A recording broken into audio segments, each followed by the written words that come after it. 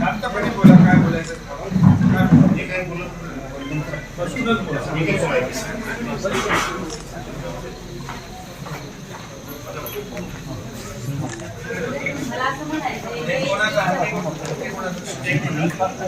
जय महाराष्ट्र. आपण या विभागाचे सुपुत्र राज्याचं नेतृत्व करत आहात.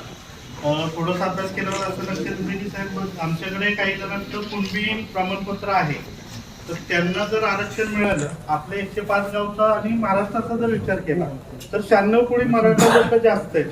तर साहेब त्यांचं नक्की काय, त्याबद्दल थोडंसं मार्गदर्शन मिळालं तर बरं होईल. माझं असं म्हणणं आहे की जे काही कुणबी आणि मराठा हे जे काही जातीवाचक विषय आहेत ह्याच्यावर आम्हाला आता बोलायचंच नाहीये, कारण काय ह्याच्यातून वाद वाढणार आहे, डुबळी निर्माण होणार आहे. आम्हाला मुद्दा एवढाच आहे की आपलं आरक्षण किती टक्के मिळणार आहे किंवा आरक्षणाला आपल्याला काय केलं पाहिजे किंवा काय नाही केलं पाहिजे. आज 6 वर्षामध्ये जे शांततेत मोर्चे काढले त्याला कुठेतरी गालबोट लागलेला आहे. या 2 महिन्यामध्ये जाळपोळ झाली किंवा काय झालं, कुणबी हा विषय याआधी कुणालाच माहित नव्हता. म्हणजे ना मला, माझ्या आई वडिलांना किंवा आजी आजोबांच्या काळात पण आम्हाला हा शब्द माहित नव्हता. आमचा मुद्दा एवढाच आहे, ओबीसी मध्ये 360 जाती आहेत, त्यातल्या 346 रिक्वायर्ड आहेत. त्यांचा समाज साधारणतः 60% तरी आपल्या याच्यामध्ये आहे. त्यांना 19% आरक्षण आहे. हे बऱ्याच लोकांना माहित नाहीये. ते म्हणतात त्यांना 35%, 24%, 27%, मग त्यांच्यातला आम्हाला 16% द्या वगैरे वगैरे. ही जी काय गैरसमजाची जी निर्माण झालेली लय आहे ना, ही आम्हाला ब्रेक करायची आहे. की जर 19% मध्ये 346 जाती असतील, जसा मराठा समाज हा पहिल्यापासून एक मोठ्या भावाची भूमिका बजावत आलेला आहे, की त्या लोकांना किंवा त्या समाजाच्या लोकांमध्ये जाऊन त्यांनी जो गिळलेला घास आहे तो घास काढून घेण्याचं आमचं उद्दिष्ट नाहीये. आम्हाला हे म्हणायचंय की आम्ही जे 96 कोळी मराठा आहोत, आम्ही आमचा घास नव्याने निर्माण करतोय.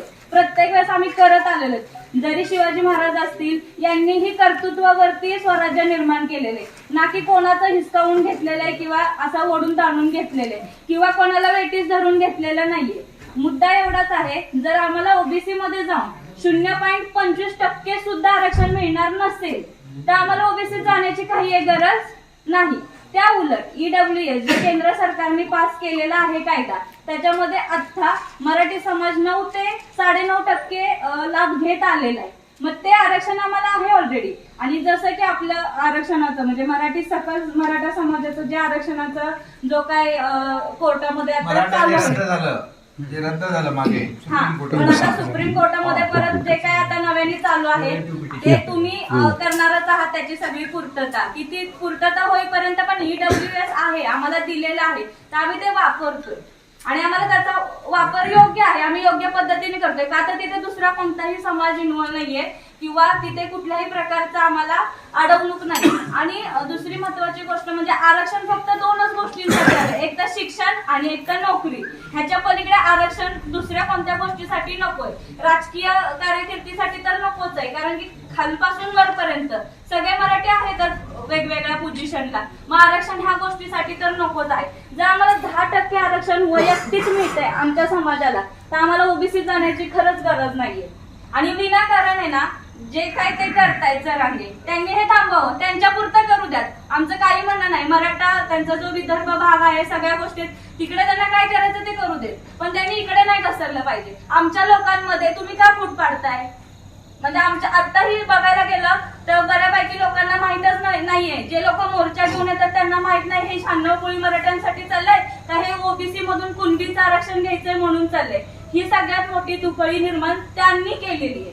हे आम्हाला कुठेतरी थांबवायचंय. बरं, मी उपोषणाला बसले, गेले 8 दिवस मी उपोषण केलेलं आहे. माझी पूर्ण म्हणजे मीडियाने तर माझं काही कव्हरेज घेतलेलं नाही. माझी एकही बाईट कुठे फिरलेली नाही किंवा नाही, काही नाही. का तर जे लोक जरांगेच्या इकडून बसलेले ते लोक मीडियातलेच आहेत. त्यांनी पूर्णपणे आमचं मीडिया कव्हरेज डाऊन केलं. त्याच्यानंतर आहे की तुम्हाला मराठा आरक्षण जे आहे ते पाहिजे, टिकणारं असलं पाहिजे. बघा, सरकारची भूमिका मी स्पष्टपणे मांडलेली आहे. मनोज जरांगे पाटील यांच्याशी देखील जेव्हा मी बोललो त्यांना मी सांगितलं की जे कुणबी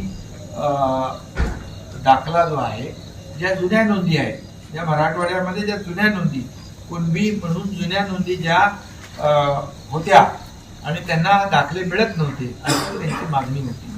त्याच्यानंतर आम्ही एक जस्टिस शिंदे कमिटी नेमली.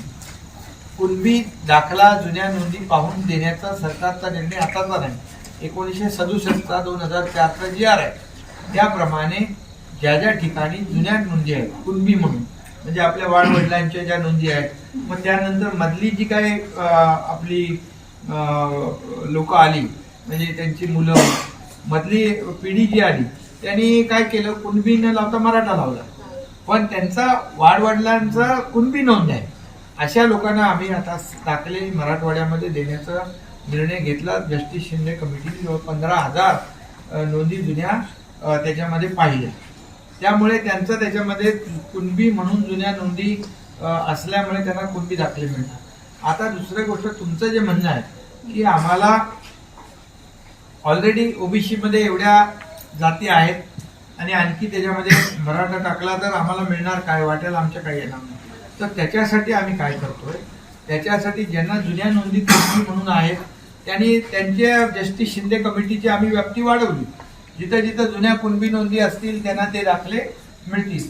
पण ज्यांचं आरक्षण आता मराठा आरक्षण जे आपलं देवेंद्र फडणवीस साहेब मुख्यमंत्री होते त्यावेळेस मी त्या कमिटीत होतो, त्यावेळेस आपण मराठा आरक्षण दिलं. मराठा आरक्षण दिल्यानंतर त्याला हायकोर्टामध्ये चॅलेंज झालं. चॅलेंज झाल्यानंतर आम्ही ते हायकोर्टमध्ये टिकवलं. पण दुर्दैवाने जेव्हा ते सुप्रीम कोर्टात गेलं, सुप्रीम कोर्टामध्ये गेलं तेव्हा मुख्यमंत्री देवेंद्र फडणवीस नव्हते, सरकार बदललं होतं, महाविकास आघाडीचं सरकार आलं आणि त्यानंतर ते रद्द झालं सुप्रीम कोर्टामध्ये. का रद्द झालं की सुप्रीम कोर्टाने म्हटलं की बाबा याच्यामध्ये मराठा समाज मागास नाही आहे, मराठा समाज फॉरवर्ड आहे म्हणजे पुढारलेला आहे. पुढारलेला काय, त्याची संख्या फार कमी आहे, म्हणजे कोणी मंत्री असेल, मुख्यमंत्री झाले, आता मी झालो आणि अगोदर झाले, आता ते किती झाले एवढे हाताच्या बोटावर मोजले. पण जो मराठा समाज मागास आहे हे सिद्ध करण्यामध्ये त्यावेळेस अपयश आलं कोर्टामध्ये. त्यामुळे कोर्टाने मागास मराठा नाही असं गृहीत धरलं आणि त्यांनी ते रद्द केलेलं आहे. आता त्यानंतर आपलं सरकार आल्यानंतर आम्ही क्युरेटिव्ह पिटिशन फाईल केली. क्युरेटिव्ह पिटिशन फाईल केली त्यामुळे सुप्रीम कोर्टात काही लोकांना वाटत होतं क्युरेटिव्ह पिटिशन म्हणजे काय, काही होणार नाही, ती फेटाळली जाईल. पण सुदैवाने सुप्रीम कोर्टाने त्याच्यामध्ये असं म्हटलं, ड्यू प्रोसेसमध्ये मॅटर आम्ही लिस्ट करतो आणि मॅटर आम्ही ऐकतो. याचा अर्थ एक विंडो आपल्याला ओपन झालेली आहे. जी वाटत होती लोकांना की आता आपला पुढे सुप्रीम कोर्टामध्ये दरवाजा बंद आहे, पण सुदैवाने ती विंडो ओपन झाल्यामुळे आता आम्ही काय निर्णय घेतले, ज्या कुणबी नोंदी आहेत ते जस्टिस शिंदे काम करतात. पण जे मराठा आरक्षण रद्द झालेलं आहे, जे तुम्ही म्हणताय की आम्हाला पाहिजे काय मराठा आरक्षण, जे मराठा आरक्षण रद्द झालेलं ते रद्द झालं का, तर त्यांनी सुप्रीम कोर्टाच्या त्यावेळच्या बेंचनी म्हटलं मराठा मागास नाही. आता मराठा मागास कसा आहे, तर मराठा मागास आता अल्पभूधारक आहे. मोठं कुटुंब होतं, मोठी जमीन होती, त्याचे मोठं कुटुंब झाल्याच्या नंतर कुटुंब भाऊ वेगळे झाल्यानंतर तुकडे झाले, जमीनचं डिवायडेशन झालं, अल्पभूधारक झाले. माथाडी कामगार मराठी आहेत, डबेवाले मराठी आहेत, ऊसतोड कामगार मराठी आहेत, BPL खाली मराठी आहेत. हे सगळा जो आहे ना तो डेटा गोळा आपण करतोय. एक आपला मागासवर्ग आयोग आपला जो आहे त्याच्या माध्यमातून. त्यासाठी आम्ही जस्टिस शिंदे आहेत, जस्टिस भोसले आणि जस्टिस गायकवाड ज्यांनी पूर्वीचं पहिलं आरक्षण दिलं होतं गायकवाड साहेबांनी, या 3 लोकांची कमिटी केली. ही कमिटी सुप्रीम कोर्टाचे जे आता आपली केस आहे त्या लोकांना मार्गदर्शन करणार, त्यांना मदत करणार. जी तज्ञ लोकांची कमिटी आहे ज्यांनी मराठा आरक्षण जेव्हा मागच्या वेळेस दिलं होतं त्यावेळेस त्यांनी काम केलं होतं, त्यांना आपण सोबत घेतले. हरीश साळवे साहेब जे मोठे वकील आहेत त्यांना देखील आम्ही विनंती केली की मराठा आरक्षणची जी क्युरेटिव्ह पिटिशनची केस आहे ती आपण आम्हाला त्याच्यामध्ये तुम्ही ती हाताळावी आणि तुम्ही त्या केस लढवण्याबाबत आपला वेळ द्यावा. आणखी जे सिनियर काउन्सिल आहेत ते तर आहेतच. मग अशा पद्धतीने आपण मराठा आरक्षण जे रद्द झालेलं आहे, हे रद्द झालेले जे मुद्दे सुप्रीम कोर्टाने काढले ज्या त्रुटी काढलेल्या आहेत त्या सगळ्या त्रुटी आपण आता याच्यामधून फुलफिल करतोय, त्रुटी दूर करतोय आणि मराठा समाज मागास कसा आहे तर खरं म्हणजे मराठा समाज मागास तर पहिला सिद्ध करायला लागेल, तेव्हाच तो ओबीसीत जाईल किंवा आणखी कुठे जाईल.